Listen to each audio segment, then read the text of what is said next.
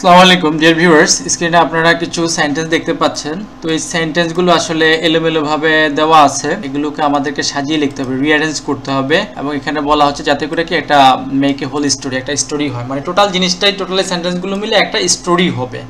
আর এখানে বলা আছে যে only the corresponding numbers of sentence need to be written, মানে হচ্ছে যে পারস্পরিক সম্পর্কযুক্ত যে এই যে নাম্বারগুলো আছে এবিসি, এগুলো কথা বলা হচ্ছে যে এগুলো লিখলেই কিন্তু এখানে চলবে, এটাই।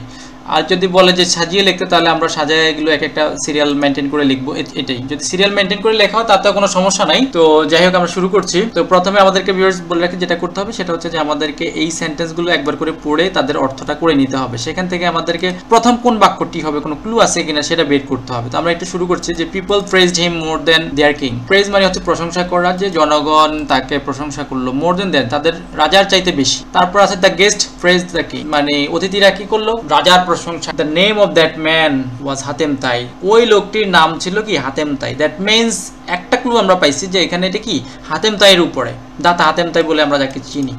But the guest praised Hatim Tai also, তারা হাতেম তাইকেও কি হাতেম তাইয়েরও প্রশংসা করলো। One day the king gave a dinner, মানে একদিন রাজা কি করলো, একটা মধ্যাহ্ন, একটা প্রধান আহার, মানে রাতের খাবারের আয়োজন করলেন, একটা ডিনারের আয়োজন করলেন। আচ্ছা, তো এখানে আমরা দেখি he was not rich but very hospitable, মানে কারো একজন সম্পর্কে বলা হচ্ছে যে সে ছিল না, ধনী ছিল না, বাট খুবই অতিথি পরায়ণ ছিল, ভেরি হসপিটেবল। তারপর হচ্ছে যে আমাদের এখানে so the king felt happy and proud, মানে তাই রাজা কিছু একটা হয়েছে যার ফলে তিনি কি অনুভব মানে ভালো লাগছে এবং গর্বিত মনে হয়েছে তাকে, ঠিক আছে। লং লং এগো, অনেক অনেক দিন আগে, there lived a very kind and generous man in Yemen, ইয়েমেনে অনেক অনেক দিন আগে একজন দয়ালু এবং উদার প্রকৃতির লোক বাস করতেন। ভিউয়ার্স, এইখানে একটা ক্লু আছে, এই লং লং এগো ওয়ান্স, ঠিক আছে। এই ধরনের ওয়ার্ডগুলো থাকলে আমরা বুঝে নেব সেইটাই হবে আমাদের কি প্রথম বাক্য। তো আমরা প্রথম বাক্যতে এইস লিখে ফেলতে পারি নিঃসন্দেহে, এতে কোনো ঝামেলা হবে না। ওকে, এইটা আমরা প্রথমটা লিখে ফেললাম, বা এটাই হবে আমাদের কি, এটাই হবে আমাদের এ। তারপরে আমরা দেখি, তারপরে আমরা দেখবো যে অনেকদিন যে একজন লোক বাস করত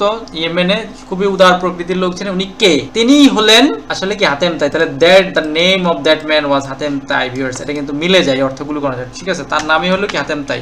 তাহলে এইটা হবে আমাদের বি, বিটা হবে এখানে মূলত কি সি। ওকে, যেহেতু আমরা বির জায়গায় এখানে সি পাইছি। আচ্ছা, তারপরে ওনার সম্পর্কে কোনো তথ্য থাকলে আমরা তারপরে কোনটা বাইর করব, ওনার ফিজিক্যাল বা ওনার আচরণগত কোনো যদি কোনো কিছু বের হয় বা সেগুলো তার স্বভাবগত কিছু বের হয়, সেগুলো কি আমরা বাইর করার চেষ্টা করবো। তারপরে দেখি এখানে আমাদের ওনার সম্পর্কে কোনো তথ্য আছে কিনা। ওয়ান ডে, এটাও না, এই যে এখানে একটা তথ্য আছে যে he was not rich but very hospitable.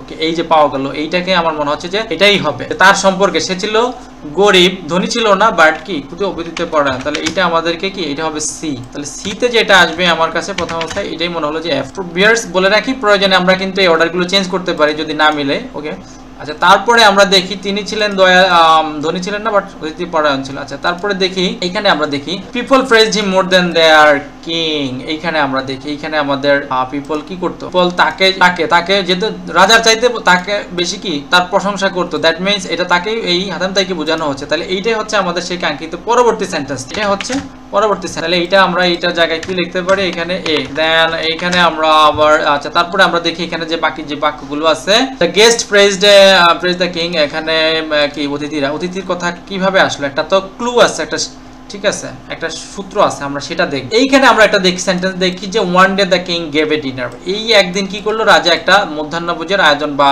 যেটা প্রধান খাবার মানে ডিনারের আয়োজন করলো। এইটা আমরা এখানে দেখি, এইটা হচ্ছে যে একদিন কি করলো হঠাৎ করে এটার আয়োজন করলো। তো ভিউয়ার্স, আমার দৃষ্টিকোণ থেকে এটাই হবার কথা।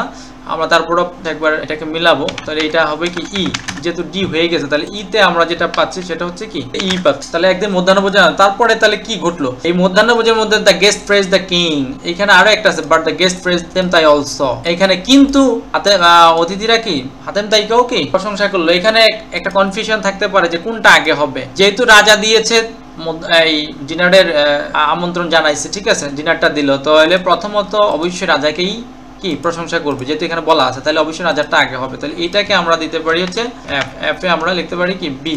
ওকে, তারপরে আমরা দেখি এটা বির পরে আমরা যেটা পাবো সেটা হচ্ছে যে এরপরে কি এটা বসবে না, এখানে কিছু একটা ঘটনা থাকতে পারে। দ্য গেস্ট রাজার প্রশংসা করলো, এতে কি এইখানে একটা সেন্টেন্স আছে ভিউয়ার্স, আমরা পড়ছিলাম যে রাজা কিন্তু খুবই নিজেকে কি খুব খুশি হলো এবং কি গর্বিত বোধ করলো সে, ঠিক আছে, খুশি। তাহলে এইটা হচ্ছে তার পরবর্তী সেন্টেন্স। এফ এর পরে জি যেটা আসবে, এই জিটা আসলেই জি আসবে, তারপর আছে আমরা দেখি জি আসবে। তাহলে আমাদের আর বাকি থাকলো কি, তো এতে কিন্তু রাজা খুশি হলো, বাট এইখানে আছে লাস্টে যেটা আসতেছে কি the guest praised Hatim Tai also, মানে তারপরে কি হাতেম তাইকেও কি তারা কি করলো, প্রশংসা করলো। তাহলে এইটা হবে আমাদের কি এইচ, তাহলে এইচটার জায়গায় আসবে আমাদের কি ডি। তাহলে এইটাই আমার কাছে সবচেয়ে গ্রহণযোগ্য মনে হয়েছে, যে সিকোয়েন্সটাই সবচেয়ে গ্রহণযোগ্য হবে।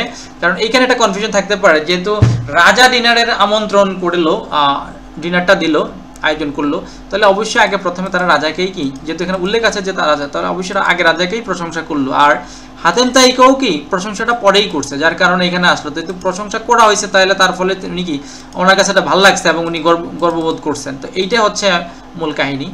তো এইভাবে ভিউয়ার্স আপনাদেরকে অবশ্যই যারা অবশ্যই ভোকাবুলারি এবং সেন্টেন্স প্যাটার্ন মানে সেন্টেন্স অর্থ করতে হবে, এর বিকল্প নাই। এবং কিছু কিছু জায়গায় ক্লু আছে, ক্লুগুলো দেখতে হবে। যে প্রথম বাক্য খোঁজার ক্ষেত্রে অবশ্যই একটু ক্লু এবং বিষয়টা একটু ভালো করে পড়লেই প্রথম বাক্য পাওয়া যায়। তারপর হচ্ছে সিকোয়েন্সটা আমাদেরকে একটু পড়ে নিতে হবে। মুখস্থ বিদ্যা এখানে তেমন একটা খাটবে না, কারণ এটা মুখস্থ করে সম্ভব না। এখানে অবশ্যই সেন্টেন্সগুলোর অর্থ ভালোভাবে বুঝতে হবে, বুঝে তারপরে একটা সিকোয়েন্স করতে হবে। এক ধাপে হবে না, দুই একটা ধাপ অবশ্যই কাটাকাটি করে দেন এটা কিন্তু সমাধানে আনতে হবে। তো ভিউয়ার্স আশা করি আপনারা বুঝতে পেরেছেন। ভালো লাগলে অবশ্যই সাবস্ক্রাইব এবং শেয়ার করবেন। সঙ্গে থাকার জন্য ধন্যবাদ।